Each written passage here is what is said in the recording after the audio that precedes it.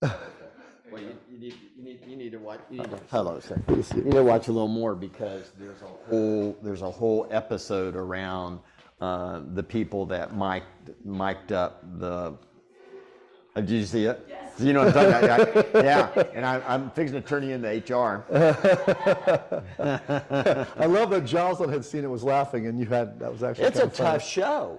It was a tough show. Mary and I were looking for something light after a couple of stuff we'd been watching, and we said, "Oh, well, man, Jennifer Aniston, Reese Witherspoon, looks love funny. love them. Yeah, they're very good. They're very comedic. This ought to be light and fun. It's a newsroom. Heck no. No, it's This is Peyton Place, man. It's intense. I know. I didn't get to it. All right, welcome. We've got our 500 plus folks here that are live with us. So please. So blessed to have him because, as you guys know, nobody works harder for the real estate community than this man. Oh. And having the privilege of working with him now on a more of a day-to-day level, I watch it every day. So thank you for doing this. You're very kind. Thank you. Truth. You don't have to say that. I know, but it's true. So I like to say it. Okay. This is what's great about this too with Rise, because you've become somebody. You were talking about these things before they became reality. Lead gen becoming more important than ever with less transactions, et cetera, right? Yeah. And I love that because, as you know, lead gen's tough, man. It's a slog, right? There's no easy way. Of course it is. Oh, yeah, of course it is. So talk to me now it's more important. How are you keeping your top teams, the people you coach that engage and follow you in this game? Well, just remember the lead gen game hasn't changed. Right. I mean, my view of the real estate sales business is it's a contact sport. Database is your business. Yes, sir. You should have those two things, printed above your desk, in your diary, on your mirror at home, whatever. That's it. It's a contact sport, and your database is your business. So the way I think about lead generation is it's a twofer. It's immediate and it's long term. So when I meet someone, I want to know if there's an immediate need of buying or selling or anyone that they know that I can help. Right. Then it's into my database and it's 30 touch, 40 touch. Had a great conversation with an amazing lady yesterday. And hers was 55. And then there was another gentleman and his was 62. Touches. Yeah, 62 touches. Yeah. And very, very specific. And the main reason why we ultimately always get to a database conversation is because that's your protection as a business person against any change in the industry ever. It doesn't matter, commission compression, blah, blah, blah, blah, blah, blah, less blah. Less homes being sold. It doesn't matter. That's right. Less homes being sold, blah, blah, blah, blah. None of that matters. Right. What matters is, do you have the millionaire database? Do you have a database large enough that if you communicate with it in a systematic way, right? Consistently. Yeah, yep. Consistently in a systematic way, right? Consistently systematic. Okay, you're going to be fine. You're going to have an amazing business to do that, right? And this is what's so great about this because keep going. Sorry. Well, I just want to say that so it's a twofer. So we can never talk about lead gen without talking about the methodologies you use to get immediate business, right, and fill the database, right? Yeah. Okay, and then what are we doing with that database? How are we becoming the mayor of our community? Yeah. How are we becoming the economist of choice? How are we becoming the realtor for life? Mm-hmm. That is the mantra of the men and women that are going to last in this industry and make the most amount of money. Because the other side of it is the acquisition cost on the front end of a lead, Steve, is all over the place. Yes, sir, it is. It is, and it can be very expensive, and it can produce a low margin. Mm-hmm. However, if on the backside you're putting them into your database and you're clocking that at 8 to 10 years, you're going to get some piece of business from them, right? Your cost of sale will drop to the lowest possible. I mean, ridiculously low, and all of a sudden your margin goes through the roof. So this is a low margin in the beginning game, Yes, sir. high margin Over time. over time. That's exactly right. And anybody that doesn't play that game is just being foolish. You're not going to like how it feels over time. He just gave us such a nugget in the Rise world. We do 100,000-ish connections a month. Put that connection, and now again, 1 to 3% are now business. Like, I'm doing this, I got a life event, I got to go now. Sure. But the other 97%, if you're acquiring them by just being a fast clicker on the phone, someone who answered and could build some rapport. That's right. To your point, that's probably a cheaper way to acquire. Sure. And so what he just said is, think about that. Every contact you make gets a better ROI in terms of result for you. That's right. Over time. That's exactly right. I have no problems with whatever your lead generation sources are. Go get the leads. Right. Okay. Work them as hard as you can. Make as many sales as you can today, but use that as the basis to put that into a database. Dadgummit. Yeah. Yeah. So at the end of the day, everything we're doing, the end game is I want a database. See, acquire and systematic. Those are your two words. Acquire and then put them in your system, systematically deal with them. That's at the end. Yeah. I had an interview yesterday with a lovely individual who practiced this beautifully. We're on the front end. Ojo, it was Zillow, HomeLight. It was all the aggregators. Whatever the aggregators she could get, she got. Today, it's not as big a part of her business. She's still there, by the way. Yeah. Still not with Zillow anymore. Yeah. But still with several of the other aggregators. But she has a tight database. Yes. And it delivers her at her average price. Doing 80 transactions is a massive business, just 100%. A massive business. And it's coming out of a database that she nurtured and continues to, like she said, we continually clean the database to make sure that the people that we're communicating with are motivated to use us when they buy or sell. And we test that regularly to make sure that the people in the database are in tune with that. Yeah. If not, we do this to them a little bit. I thought it was fascinating. That's another nugget, isn't it? Clean the database, right? Don't just hoard things and not have them categorized or know. Have an actual group of people. Well, it's a living organism. Correct. Yeah, your database is a living organism. That's your business. Your business is your database. Sure. So we generate leads. We choose our sources. We pull them in. We work them like crazy, right? Speed to lead, right? No question about that, right? You get it. You work it. Yes, whatever it delivers, it delivers. Whatever you have to pay, we have an end game. If you have a better way, you go for it. Right. If not, take these, put them in there, work what you got, put the rest in the database, build that up. Because the biggest legal threat to our industry today, TCPA. Yes, sir.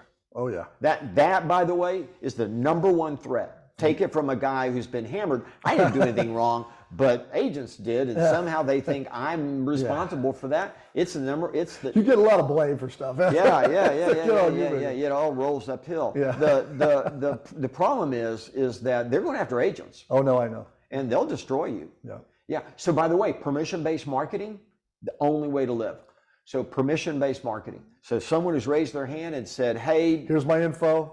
I'm acknowledging you're going to contact me." Sure, that's it. And then use those to go in your database and then continually work that database. You know, the #1 way that the top tier agents, and you know, me, Jay, Jason, this is what we do for a living. Yes, we interview. We ask. Our goal is to understand. Yeah. And I would say that at the top of the best practices is the top tier agents that really are the mayor of their community, the local expert, the realtor for choice for life. They don't call and say, "Do you need to buy or sell a house?" No. They call up and say, "Hey, Steve, how are you doing?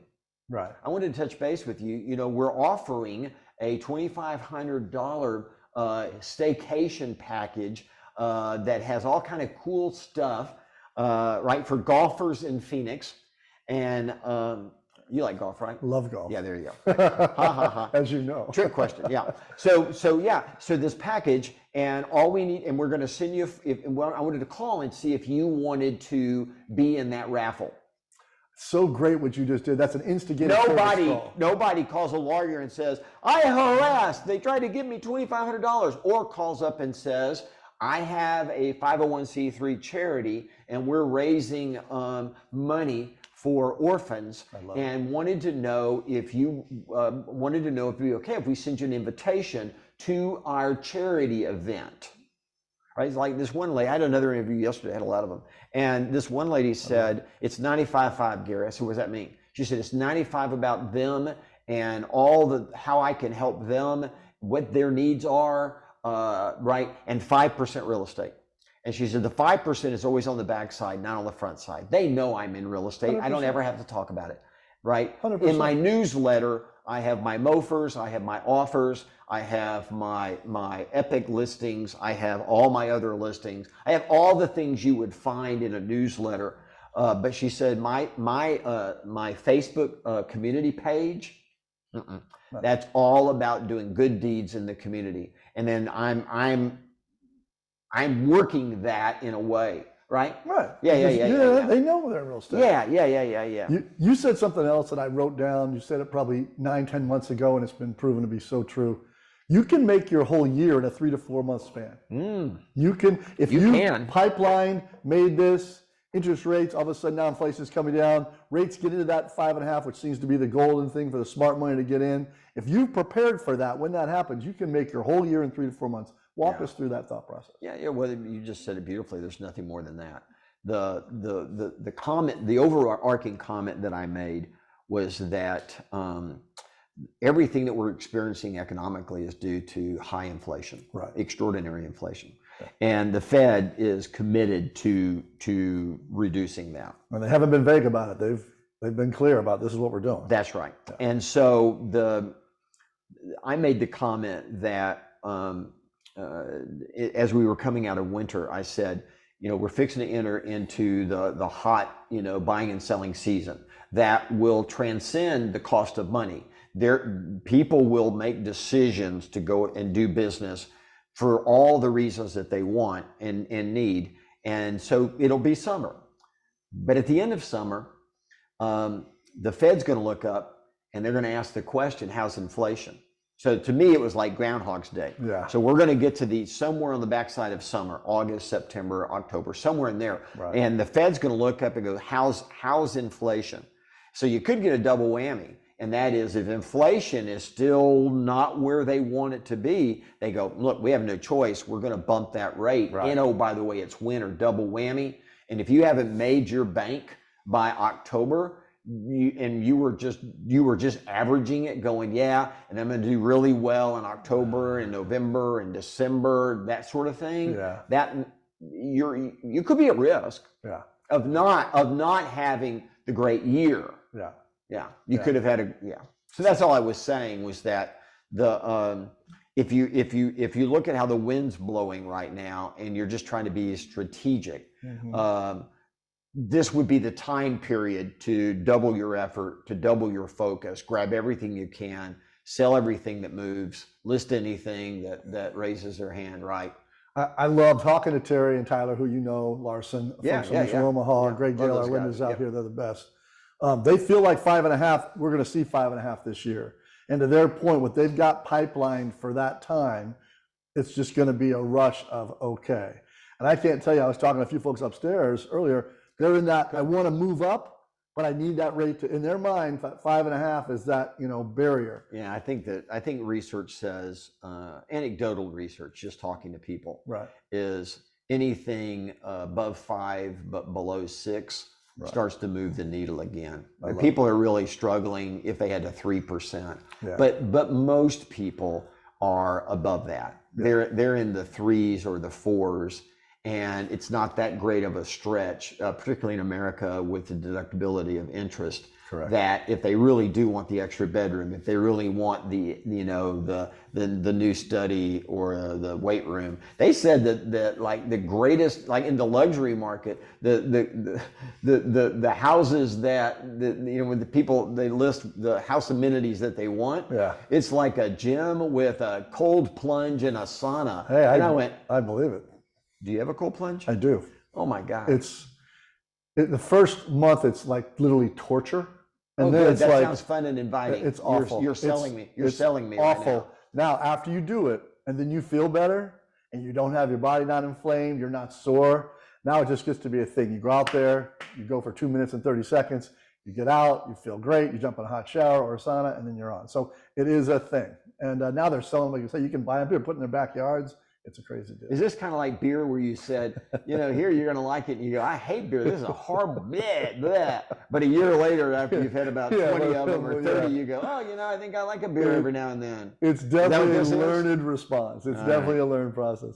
We'll see. All right, you're coaching the biggest people in the world. The biggest people in the world from other brands come and spend time with you, want to hear your thoughts with you. They do. What are you coaching them on now? Give us one or two nuggets. Well, if they're not with us, I say that people that work with me are more important than people that don't. So I'm happy to visit with you for a second, but after that, I walked into that, so good. Yeah, love you. Nice meeting you, adios. For the ones that do work with you, what advice you giving them? Well, exactly what we're talking about. And I discovered this in my 20s coming out of college, and we're in two businesses. We're in the lead gen business, and then we're in the customer service business, right? So it's acquiring clients and then serving the clients. So none of that ever changes, right? The challenge you run into is you run out as an individual, you do all you can do, and you start having success, and you look up, and all of a sudden you hit a ceiling. So, and life is about hitting ceilings. For anyone who's trying to achieve anything. By the way, a happy marriage will have multiple ceilings over time. Well said. I went home last night and hit one of them. Or maybe my wife took the ceiling and hit me with it, right? Don't do that, Gary. And I went, oh, no, yeah. So you have these multiple ceilings, right? Yes, and the question is, if it doesn't matter in your life and you hit a ceiling, you go tubala boobala, no big deal. This is as good as that's going to get. Who cares, right? But if it happens to be in our industry, if it happens to be around lead gen and servicing, and you hit an income ceiling and you want to push through, you're going to have to master leverage. You're going to have to learn to hire at least one amazing person, right? 100%. Either in a physically located with you or virtually, doesn't matter. You're going to have to do that. And that's the game. The second that you have mastered all you can do, and now you're going to succeed through relationship with others, you're going to have to go and invest the time to master getting into a good relationship and getting all you can mutually win-win in that relationship. And this is where a lot of top people, they get hung up. They said, no, I didn't get in this business to go work with others. And I went, well, I hear that, but help me out a little bit. Do you clean your house or do you hire someone? And they go, no, I have someone that comes once a week, once every 2 weeks, whatever. Okay. Landscaping. So yeah, landscaping. Do you mow your yard or do you have someone come in and help you do that, right? Do you build your car or did you buy your car? So you're already a leveraged person. Yes. You already are. So I don't know what you're complaining about. We're talking about going deeper into that and having a deeper relationship with someone than maybe you have with the lawn or the house or whatever. But learning leverage unlocks life at so many levels. It ought to be required course study in high school and college. It should be required. It's addicting, isn't it? Once you learn leverage, you're like, oh, I can find, now you start looking for things to leverage. Oh my gosh. Shopping. All of it, right? Of course. And I can tell you, as someone who, when you look at your hours, you know what you make an hour. Every time you feel yourself dipping below that hourly wage, you want to get out of that quick. Well, leverage again is it's either I do it or they do it, right? Mm-hmm. So what you begin to understand is you'll never unlock your true potential alone. Correct.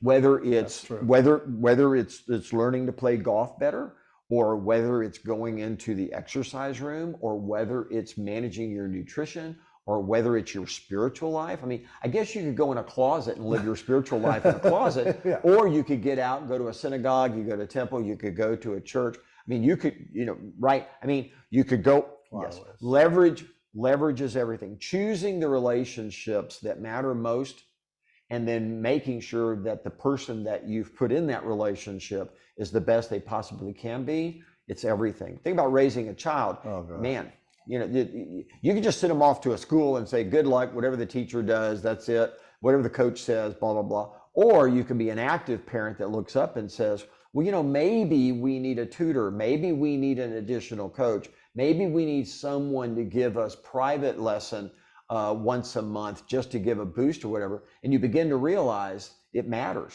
It matters 100%. A lot, right? It's the future. I mean, you're so humble about this, and I know, but I need to say it. You've said things for years that always have ended up, not always, mostly 90% been true.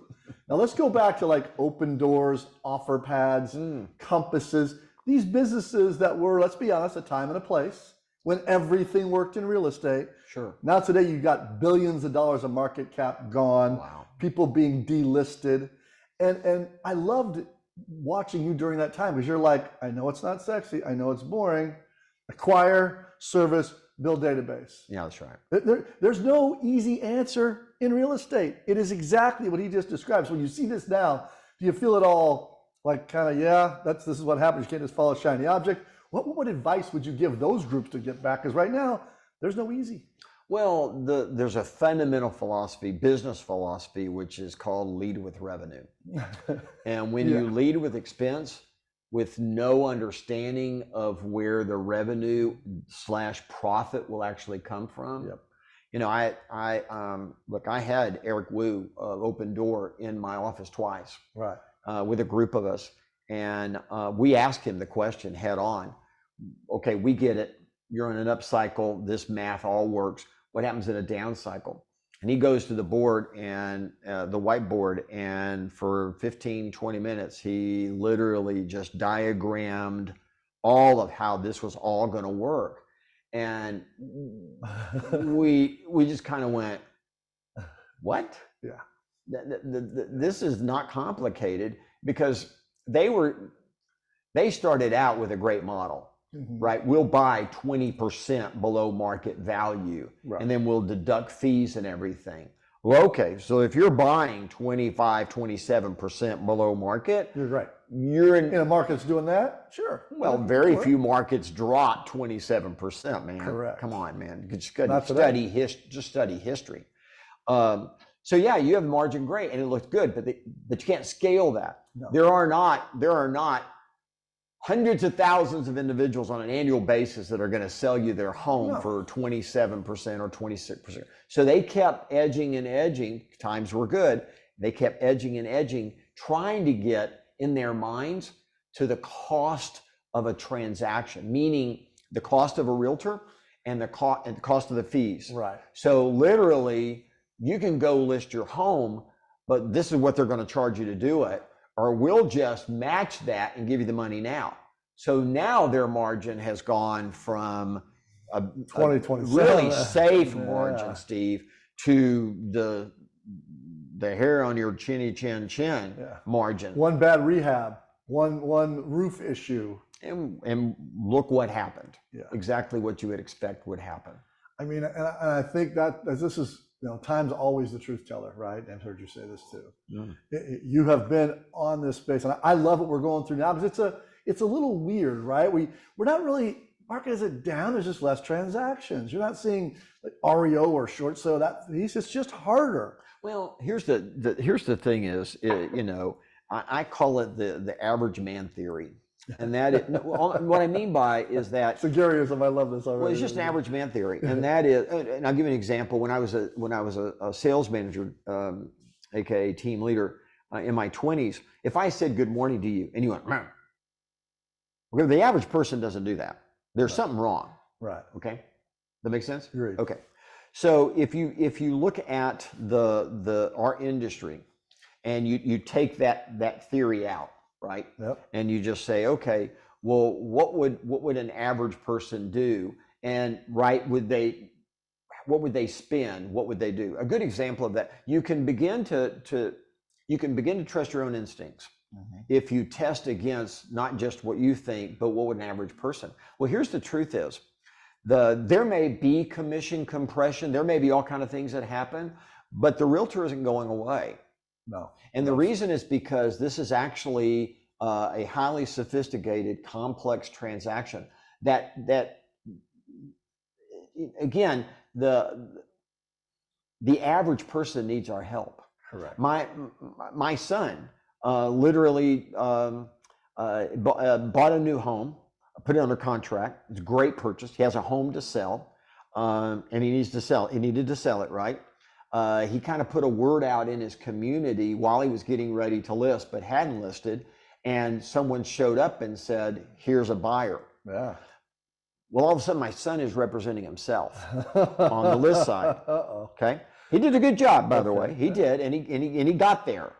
But he even came to me, and he said, "Yeah," because they immediately got into some challenges and problems. Sure. And he's asking me, and he's asking the really top realtors that he knows, you know, what would you do, sort of thing, right? And I'm laughing, and I'm going, so you're getting free advice, huh? You're not going to hire a professional. And his point to me was, man, I really appreciate what the real estate industry does. It's hard to put that into a presentation. Look, I'm going to save you from yourself. I'm probably going to keep you married versus getting divorced. You know, blah, blah, blah, blah, blah, blah, blah, right? And the truth of the matter is, you may not even, my expertise may or may not show up the way that as visibly as you expect, but we're going to get it done. And you're right. And so so true. Yeah. Because, and what I mean by average man experience is because I've experienced it personally. I don't ever do business without a realtor. Yeah. And I am a realtor. Well, I know. Okay. But I don't ever represent myself. Never. I always have a realtor. I did it one time. Worst 10 weeks. I pay the commissions gladly at any price range I'm dealing. And the reason is I know what they do, and I'm going to work them. And I'm going to make sure they do it. You also have a healthy respect, knowing that if they solve challenges, solve problems, give you back your time and leverage. Of all things, you would think I would just handle my own deals. Exactly, right? But I don't. No. I don't, because I understand what could happen and what needs to happen. And I also know that behind the scenes, they are counterbalancing everything in order to get this to the closing table. 1,000%. That's what they've been hired to do. 1,000%. Right? All right. Talk to us a little about the couple risks you see here in the next 6, 9, 12 months. If you're looking at risk, what jumps out at you? You go, man, I'm thinking about this. This is on my radar for our folks out there. What would it be? Well, it's inflation. Okay. That's the only risk. Is it? Yeah, it is. In the foreseeable future, that's the issue. Remember, you already know this. Our industry is one of the few industries that's tied to the cost of money. Correct. Right. When money is cheap, we flourish. We have an abundance of people that want to transact. Right. When money starts to become more expensive relative to what it was, then people take a step back, and that's right. They pull back and they go, and the market size shrinks a little bit, right? Sir. So the two risks that always face this industry is the cost of money and the available inventory. Those are the risks. Just write them down. It never changes. That's it. If there's low inventory, that's going to be a challenge, right? Yeah. If we have a lot of inventory, but money is perceived as too expensive, we got another problem. What happens when you have low inventory and the money is perceived expensive? You have the double whammy. So we're all living in a double whammy right now. People go, man, it's really hard. I went, really, Sherlock? Yeah. I mean, this is really hard right now. Yeah. This is really hard. Yeah. Are you a fair weather realtor? Yeah, because this is a storm right now. This is really tough. And you may not make your bank the way you want. You may not. I run into some agents have the best year ever. I have others that are struggling. And I go, remember, this is all about you, not the market. There's more than enough deals for you to figure out how to get to minimally where you need to be, so you have a big business grin on your face. But that's about you. It's not the market. There's plenty of deals for you to go take your unfair share and go get that. So it's always about you and where you are in this process of getting better and better at your craft. We got so many large teams who have young realtors in their network, in our Rise group, et cetera. Sure. He just gave it to you. It's genius is 99% perspiration in this space. Oh yeah. Just show up and is. keep showing up. It is. And it's, what is it? Gradual, gradual, gradual. All of a sudden, suddenly, Oh, yeah. 3 or 4 close, Oh, 2 or yeah. 3 more. Now it's a thing, right? Oh yeah. I mean, when I got in the real estate business, right, I sold 6 houses my first 30 days, man. I followed I'd never been in the city. I just showed up and here we go. Open house, for sale by owner, expired listing, you name it. I'm just working the list, right? And then interest rates soared to almost 18%. 18%. We're whining about 6. And you're Well, and again, I had no database. I had nothing. I didn't have a lead pipeline. And so I went through 5 months with no closings, right? But I never stopped. you kept prospecting. Of course Kept I did. contacting. I absolutely kept prospecting and marketing. I kept putting them in my card file box because Yeah. the That was your CRM. was the computers card hadn't file box. exist. They didn't exist, right? None of that existed, right? So I'm putting them in my little card file, my recipe box, and all of that. I'm doing exactly the way a CRM behaves today. Sure. I'm doing all of that. The market turns just enough, and I now have a pipeline, by the way, that wasn't necessarily tied to the cost of money. Right. My Right. pipeline started needing to buy and sell, right? A retired couple wanted to move to Austin to live where their daughter and grandkids live. Life event. Okay, Doesn't they're matter. coming. They're coming. It doesn't matter the cost of money. They're going to pay cash for the house. Yeah. That's not a problem, right? Love that. And by the way, by the end of the year, I hit all my goals and took the last month off I love it. because I hit all my goals. Bought the condo, got the new car, got the dog, got the Sherwin-Williams Tower speakers. I got everything. I know the speaker's the most important part. This is That was the most important part, man. They I were know so it's- big. They're so heavy. It was a sad day in my marriage when my wife pulled those out and set them in the garage. Made me pull them out, set them in the garage, and say, "These got to go, man." I think we're past your arrested musical adolescence, buddy. I love We it. got to go. We But got- that's it. We got time for a couple of questions. So Savannah, pick a couple of the questions. We have a rule, Gary, smart questions. When there's no dumb questions, there are dumb questions. So Savannah, pick a smart question. Tell me what we got. If you're on mute, honey, we can't hear you. Yes, I am just, we haven't had a ton of questions in the chat. So if everyone would like to put questions in the chat, anything and everything, please put them in the chat so we can answer them. Okay, good. I'll throw a couple in here, then we'll let Gary get going because he's got a big day. I love how you think of acquiring. Aggregators, as we know, some are just free, purely be good at the lead engagement game, and you can acquire opportunities, right? Some you got to pay for hundreds of dollars, and as you've said, that math doesn't work. We won't necessarily name entities, but that math doesn't work when you're paying $600-700 for a lead. It's hard. You can make $1, but it's hard to make a legitimate margin in it, and the risk sits on your side. Okay. Yeah. Walk me through, in your mind, aggregators have the data, they have the consumer at some level. Sure. I tell our people, get as many as you can and treat it as all little sticks into your funnel.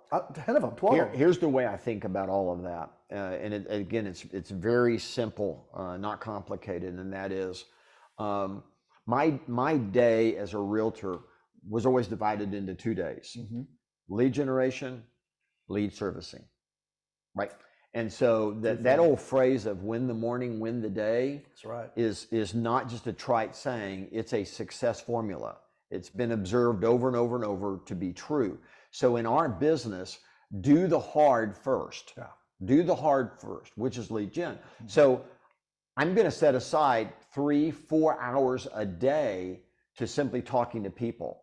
I don't care the source. It doesn't mean anything to me. It's irrelevant. And the margin, it'll all take care of itself. So over time it gets better, as you've said. Over time, your margin grows with that client. Well, we already know that's going to happen. Yes, sir. So the short-term margin, if it pays the bills and allows me to live at some level the life I want to live, I'm actually living towards what my life's going to be like 5 years from now. I love that. And I lived that way not only as a realtor, but when I started Keller Williams with Joe, I lived that, right? You do it right now. I watch you do it now. Well, I've been very blessed the last 15 to 20 years to have an inordinate amount of money come through my bank account. Right. Okay. So I'd like to say I'm still extremely frugal, right? But I'm dealing with higher dollars. But my point is that in getting to that place where I had unearned income, I had investments and all of that, I was playing the game. I wasn't living. My goal was to have enough money so that Mary and I had a great life in the moment, but I was looking for freedom. So I've always been fighting for freedom. As a real estate agent, my database, I was fighting for freedom. In Keller Williams, same thing. In my money, I'm investing my money. I'm not spending it. I'm fighting for freedom. Correct. So it's always a immediate, what does 5 years look like? Immediate 5 years. And if you don't do the right things in the moment, like Jay and I wrote about this in the one thing, if you can't prioritize and make sure that you're talking to enough people today, you understand what your life looks like this. If you can see this, your life looks like this. You're right. If you're doing the right thing today, and this is the 5-year goal, then your life is looking like this, and you are getting closer to it. If you do the wrong thing today, then everything moves like this, and you're still 5 years away. And if you don't do the right thing tomorrow, you're still 5 years away. I was 5 years away. Then I was 4 years and 364 days away. Then I was 4 years and 363 days away. And that's what I was living for, if that makes sense. And I run into way too many people that are still 5 years away. They're not playing or 3 years. I mean, it's depending on what your financial goals are, what freedom looks like to you, how much money you need to have coming in to do that. This analogy is so good. And someone I respect who's really smart told me, you're only 5 years from any life you want. Yeah. Well, that's anecdotally. That was you, by the way. Yeah. Well, Jay and I, again, we're writing the one thing, and our goal was not to say anything that we couldn't either factually or anecdotally prove to be true. Correct. And yes, 5 years away. Not that you're only 5 years away from getting everything you want. You're no more than 5 years from getting enough of what you want that you won't care that you didn't get everything. All of our young folks, I think about Tyson and Tatum, two young kids in Nikki Miller's team who I love. This is what's happening. You're getting closer. Now, it's not easy, not an easy grind. It doesn't make it, it didn't say it gets easy. But you're only getting closer. Okay, so you're only getting closer when you've defined what it looks like at the end of the period, and then you can see that you're getting there. I would argue, as a realtor, that that's your database. Yes. That here it is. We're 5 years out. We've looked up, or 3 years. I've seen people do it in 3, by the way. Yeah. Literally go to being a millionaire in 3 years in our industry, right? And it's not awesome. It's not as uncommon, right? As you would think.